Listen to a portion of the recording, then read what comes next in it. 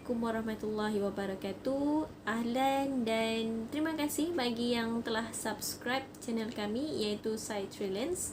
Dan saya selaku admin kami 3 orang insya-Allah akan cuba sedaya upaya kami untuk sebarkan info-info berkenaan dengan psikologi. Insya-Allah kami bukan pakar psikologi tapi cukup saja kami menyebarkan ilmu-ilmu yang telah kami pelajari sewaktu degree dulu. Dan insya-Allah semoga bermanfaatlah buat semua orang, dan boleh share kepada rakan-rakan, kepada keluarga, sanak saudara, kan, boleh bagi tahu untuk like, untuk tengok video-video Psytrolens ini. Okey. Jadi insya-Allah untuk hari ini saya akan berkongsikan ringkas serba ringkas berkenaan dengan perbezaan stres dan depres. Kenapa saya kupas topik ini? Sebab terkadang ialah kita sekarang dah dalam tempoh PKPB kan.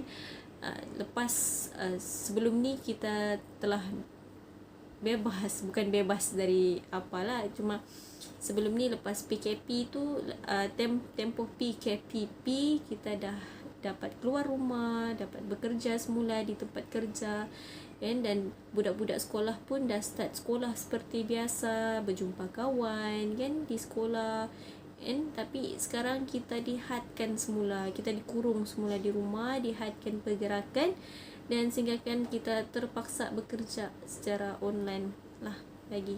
Dan masalah kekangan kewangan itu lagilah kan, kita telah menghadapi satu krisis kewangan lagi kan, di mana kalau sebelum ni kita bekerja satu pekerjaan saja, sekarang kita terpaksa double, triple kan pekerjaan tu untuk kita dapat support keluarga kita dapat menyarah keluarga kita sendiri kan, kerana pendapatan kalau dari segi satu pekerjaan saja tak cukup, lebih-lebih lagi kalau bekerja swasta, bekerja sendiri, lagilah menyukarkan kan.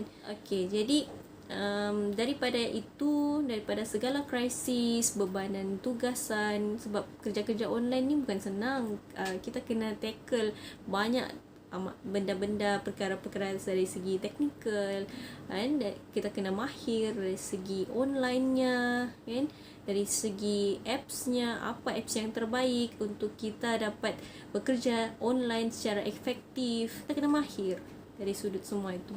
Namun demikian, dari semua itu ianya menyebabkan individu tertentu mengalami satu tekanan kan? Tekanan mental, tekanan perasaan yang mana kita panggilnya sebagai stres. Jadi sebelum saya pergi lebih lanjut berkenaan dengan perbezaan antara stres dan depression, saya ingin ulas sedikit berkenaan dengan stres. Apa itu stres?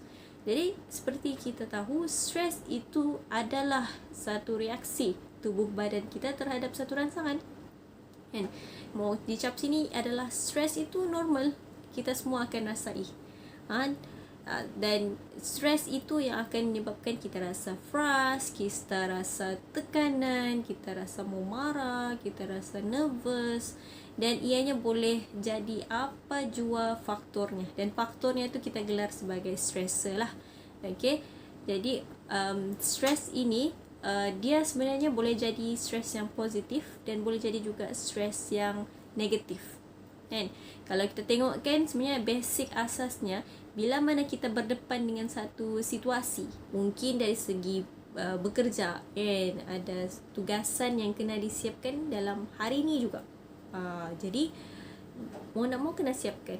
So stres tu memang stres, tapi stres tu membuatkan kita bertindak untuk menyelesaikan masalah itu, untuk menyiapkan kerja kita, untuk mengatasi apa sahaja faktor yang menyebabkan kita stres tu. Itu stres yang positif, yang mana memangkinkan kita, memotivasikan kita untuk berbuat. Yalah, sebab kita nak tackle stres tu kan. Tetapi stres yang negatif ini adalah bila mana adanya wujud faktor stres kita tu, macam contoh tadi, bebanan tugasan kan, yang kena disiapkan hari ni juga. Maka stres yang negatif bila mana kita terlalu fikir apa yang akan jadi bila mana kita tidak siapkan pada hari ini. Kita asyik fikir mungkin majikan akan pecat aku, and then fikir pula macam kalau pecat aku, macam mana pula aku nak menyara keluarga aku, and then terfikir aku nak cari kerja apa lagi ni, dan banyaklah pemikiran-pemikiran lain which makes us overthinking. Dan overthinking tu sebenarnya dia correlate dengan anxiety, which is kerisauan ataupun keresahan yang melampau, sehingga membuatkan kita ni risau dengan benda-benda yang belum terjadi pun, tapi kita sudah risau benda tu secara melampau. Jadi mau dicap sini, stres yang negatif adalah yang mana membuatkan kita tidak produktif.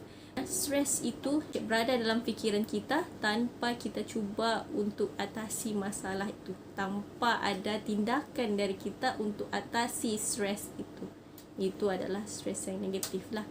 Dan stres yang negatif ini akan membawa kita kepada satu state chronic stress, yang mana stres yang berpanjangan yang akhirnya membuatkan kita berisiko tinggi untuk mendapat penyakit-penyakit lah, daripada kesihatan fizikal kita dan juga kesihatan mental kita. Sebagai contoh, kesihatan fizikal adalah dari sudut penyakit-penyakit seperti cardiac arrest, kan, penyakit jantung, tekanan darah tinggi, apalagi obesity, diabetes. Sebab kortisol yang dirembeskan ketika kita stres akan menyebabkan degupan jantung kita berdegup dan pantas, kan. Jadi bayangkan kalau stres itu berlarutan, kortisol berada di tahap yang tinggi, jadi itu akan menyebabkan degupan jantung kita akan berdegup dengan kencang dalam tempoh yang lama. Itu yang akan menyebabkan kita berisiko tinggi untuk menghidap penyakit-penyakit lain. Dan kemudiannya terdedah kepada penyakit mental seperti macam tadi, anxiety. Selepas anxiety, dia akan ada kecenderungan untuk depression. Di sinilah wujudnya suatu shift di antara daripada stres, daripada sekecil-kecil perkara, sehingga menyebabkan stres yang tidak terkawal dengan baik itu akan menyebabkan kita mengalami depression.